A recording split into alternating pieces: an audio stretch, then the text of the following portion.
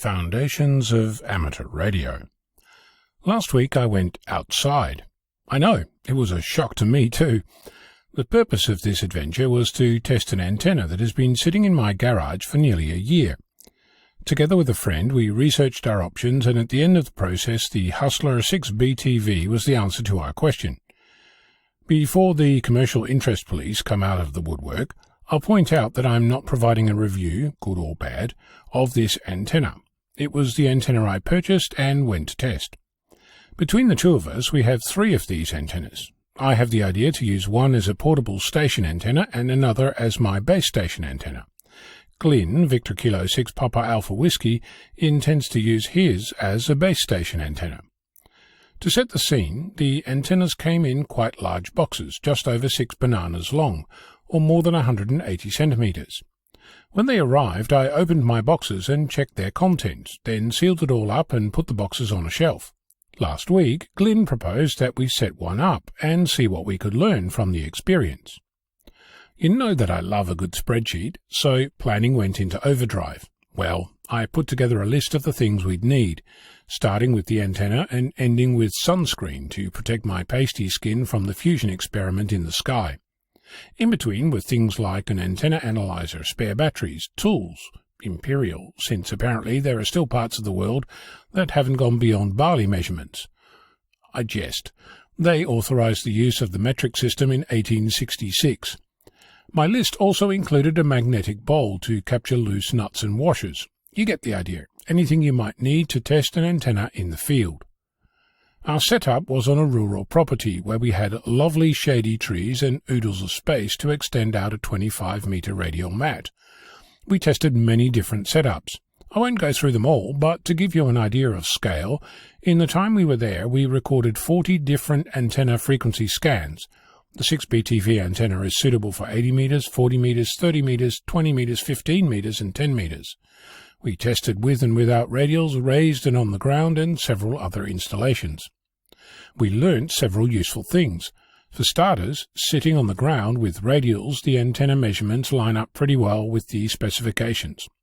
And with a suitable base mount to protect the plastic base, the portable station antenna is usable out of the box. Any variation on this will result in change, sometimes subtle, sometimes less so. For example, we came up with one installation where the SWR never dropped below 3:1.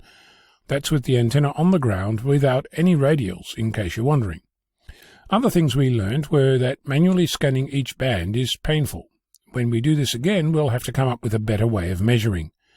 The aim for my base antenna is to install it on my roof, bolted to a clamp on the side of my metal pergola. This means that we're going to have to do some serious tuning to make this work for us. It might turn out that we'll start with installing the antenna at Glynn's QTH first, but we haven't yet made that decision. Other things I learned are that I actually put together the base clamp when I checked the boxes a year ago, so that was a bonus. The magnetic bowl saved our hides once when a spring washer fell into the lawn.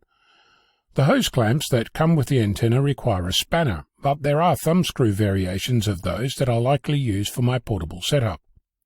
Other things we need to do is learn exactly how the traps work and how adjusting them affects things. In case you're unfamiliar with the concept of a trap, think of it as a radio signal switch that lets signals below a certain resonant frequency pass and blocks signals above that frequency. In other words, a 10-metre trap resonates just below 28 MHz. It lets frequencies below 28 MHz pass, but blocks those above it, essentially reducing the length of the antenna to the point where the trap is installed. One test we did was to only use the base and the 10-metre trap. We discovered that this doesn't really work, and that the metal above the trap, as in the rest of the antenna, isn't just for show, even though it's on the blocked side of the 10-metre trap. Given that I intend to use my base antenna as my main whisper transmission point, I need to adjust things so the antenna works best on whisper frequencies. I intend to use a tuner for when I want to work outside those frequencies. One unexpected lesson was that the awning that Glynn attached to his vehicle was an absolutely essential item. I don't think I'll ever go portable again without one. Life-changing would be an understatement. I'm investigating if I can fit one to my vehicle.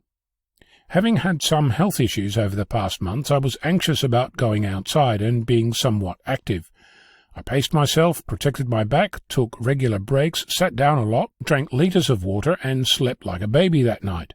No ill effects. Very happy. As a bonus, I even transferred our measuring data to a spreadsheet. I can't wait to see the results of our next adventure. Oh, we did connect a radio, heard a beacon in Israel, heard a QSO in Italy, listened to WWV on 10 megahertz, and almost missed the bliss of not having to tune or switch when moving from band to band. What have you been up to in the great outdoors? I'm Ono, Victor Kilo 6, Foxtrot Lima, Alpha Bravo.